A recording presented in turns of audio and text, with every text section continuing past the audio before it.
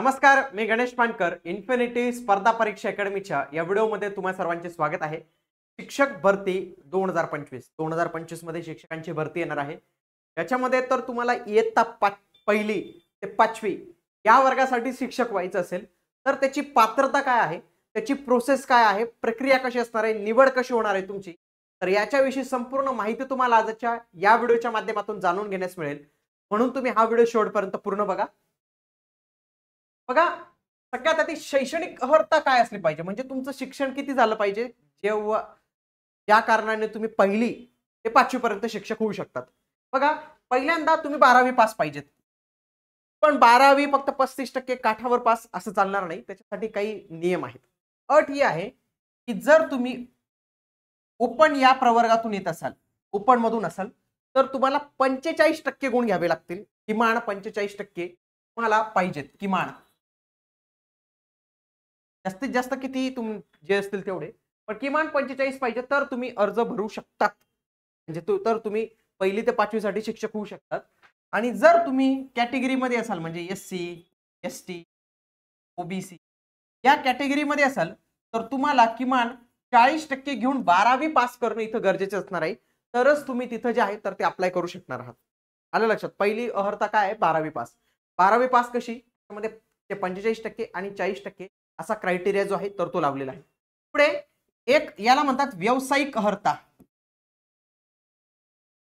व्यावसायिक अर्हता याच्यामध्ये तुमचं डीएड कंप्लीट पाहिजे. डीएड उत्तीर्ण पाहिजे तुम्ही. डीएड उत्तीर्ण झाल्यानंतर तुम्हाला एक पात्रता परीक्षा द्यावी लागते. खरंच तुम्ही शिक्षक होण्यासाठी पात्र आहात का? तर एक असते पात्रता परीक्षा, इलिजिबिलिटी टेस्ट. बघा, ही असते महाराष्ट्र शासनाची, ही महाराष्ट्र शासनाची असते TET. एक असते ही केंद्राची.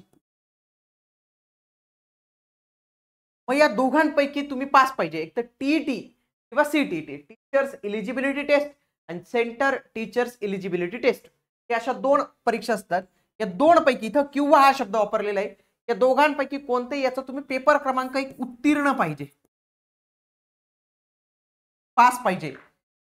म्हणजे लक्षात आलं, पहिले 12वी पाहिजे तुमची, त्याच्यानंतर डीएड पाहिजे, TET किंवा CTT यांच्यापैकी पेपर 1 क्रमांक पाहिजे. एवढं झालं. तुम्ही मला आता मी शिक्षक होऊ शकतो का? नाही. आता आणखी एक गोष्ट पाहिजे की टॅट ही परीक्षा पास पाहिजे. तुम्ही म्हणाल TET पास झालो, आता परत टॅट. हो, पहिली ते 5वी साठी लागत असेल तर या सगळ्या गोष्टी तुम्हाला फॉलो कराव्या लागणार आहेत. पहिले टॅट ही परीक्षा ही अंतिम मार्ग आहे. हा अंतिम मार्ग आहे हा. डायरेक्ट याच्यानंतर डायरेक्ट तुमची निवड होईल. टॅट ही परीक्षा द्यायची. टॅट परीक्षेचा हा एक अभ्यासक्रम असतो. त्याच्यामध्ये काय असतं? अभियोग्यता आणि बुद्धिमत्ता असे दोन विषय असतात. अभियोग्यतेवर 120 प्रश्न येतात आणि बुद्धिमत्तेवर 80 प्रश्न. असे 200 प्रश्न 200 गुणांसाठी. या 200 गुणांच्या आधारेच तुमची निवड जी आहे तर ती होत असते. पण टॅट परीक्षा पास झाल्यानंतर मग डायरेक्ट तुम्हाला बोलवलं जातं का? नाही. बघा, मग पुन्हा लक्षात घ्या, त्याच्यासाठी काय होतं, एक पवित्र पोर्टल सरकारने तयार केलेलं एक पोर्टल आहे, वेबसाईट आहे ती. त्या वेबसाईटवर शिक्षकांची भरती केली जाते. शिक्षक भरती नावाची आपली महाराष्ट्राची जर तुम्हाला वेबसाईट विचारली तर ती कोणती असणार आहे?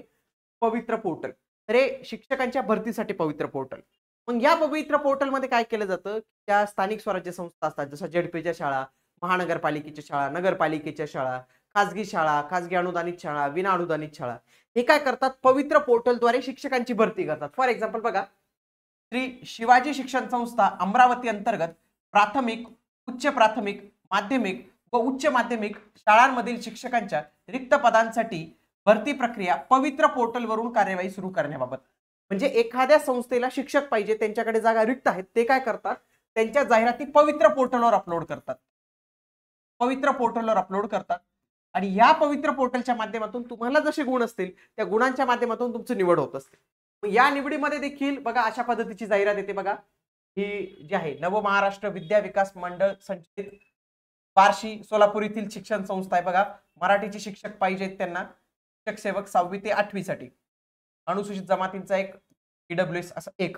पुन्हा याच्यासाठी त्यांनी काय म्हटलेले? टीचर्स अभियोग्यता म्हणजे टॅट आणि CTET देत उमेदवारांपैकीच पवित्र पोर्टलद्वारे त्यांना बोलवण्यात आलेलं आहे. याची बघा टॅट 2022 महा टीचर्स रिक्रुटमेंट.org वेबसाईट आहे. त्याच पद्धतीने आता टेट परीक्षा जी आता होणार आहे, ही टेट परीक्षा मित्रांनो आता 2025 मध्ये देखील होणार आहे. 2025 मध्ये तुम्हाला शिक्षक बनण्याची चांगली संधी आहे पहिली ते 5वी साठी. ही टेट परीक्षा कधी होणार आहे, ही मे किंवा जून, म्हणजे तुम्ही बघा की अत्यंत कमी कालावधीसाठी, लगेच कमी कालावधीत ही परीक्षा जी आहे तर ती होणार आहे. आणि तुम्ही जर याच्यासाठी तयारी करत असाल, त्यासाठी आपण फास्ट ट्रॅक पद्धतीची बॅच जी आहे तर ती लॉन्च केलेली आहे. तर ही संपूर्ण आपली बॅच असणार आहे लाईव्ह प्लस रेकॉर्डेड अशा फॉर्मॅटमध्ये ही बॅच असणार आहे. अधिक माहितीसाठी तुम्ही काय करायचं, या दिलेल्या नंबरला संपर्क साधा, ते तुम्हाला बॅचेसची संपूर्ण माहिती देतील. ही जी परीक्षा आहे टॅट ही परीक्षा IBPS घेत असते, म्हणून संपूर्ण IBPS पॅटर्न तुमचा कव्हर केला जाईल अशा पद्धतीने या बॅचची रचना केलेली आहे. अशाच माहितीपूर्ण व्हिडिओसाठी तुम्ही आपल्या इन्फिनिटी स्पर्धा परीक्षा अकॅडमी युट्यूब चॅनलला देखील सबस्क्राईब करून ठेवा. बघा पवित्र पोर्टलद्वारे ही जाहिरात येते बघा, ही श्री शिवाजी शिक्षण संस्था अमरावती यांच्या मार्फत आलेली जाहिरात आहे. पण निवड तुमची नेमकी कशी होत असते बघा, जर तुम्ही स्थानिक स्वराज्य संस्था याच्यामध्ये कोणत्या येतात मित्रांनो, ZP येते, महानगरपालिकेच्या येतात, त्यानंतर नगरपालिकेच्या असतात. यांच्यासाठी काय असतं मित्रांनो, डायरेक्ट 1:1 चा रेशो असतो. फॉर एक्झाम्पल एखाद्या ZP मध्ये 10 शिक्षकांच्या जागा खाली असतील तर हे 10 शिक्षक त्या गुणांच्या आधारे, कोणत्या गुणांच्या आधारे, टेटच्या गुणांच्या आधारे डायरेक्टली बोलवलं जातं. त्याची निवड यादी लावली जाते की या विद्यार्थ्यांनी यायचं, या उमेदवारांनी यायचं, डॉक्युमेंट व्हेरिफिकेशन करायचं आणि डायरेक्ट जॉईनिंग घ्यायची, हे ZP साठी.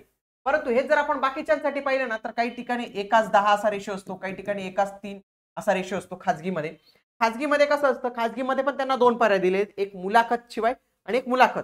मग डायरेक्ट ते याप्रमाणे देखील घेऊ शकतात 1:1, किंवा ते काय करतात 1:3. बघा इथं उमेदवारांची 1:3 या प्रमाणात मुलाखतीसाठी पोर्टलद्वारे शिफारस करण्यात. एखादी जागा असेल तर त्या जागेसाठी तुम्हाला मुलाखतीला जावं लागतं.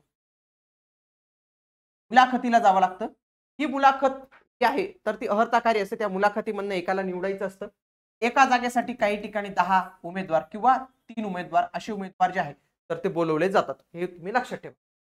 तर अशा पद्धतीने निवड होत असते. ही परीक्षा आहे, ही परीक्षा आता लगेच येणार आहे. तर या परीक्षेची जर तुम्ही तयारी करत असाल, बॅच जी आहे तर ती नक्की जॉईन करू शकतात. अधिक माहितीसाठी यांना कॉल करा, ते तुम्हाला बॅचेस विषयी संपूर्ण माहिती सांगतील. आणि अशाच माहितीपूर्ण व्हिडिओसाठी आपल्या चॅनलला सबस्क्राईब करून ठेवा. भेटूया आता आपण पुढील व्हिडिओमध्ये. तोपर्यंत जय हिंद, जय महाराष्ट्र.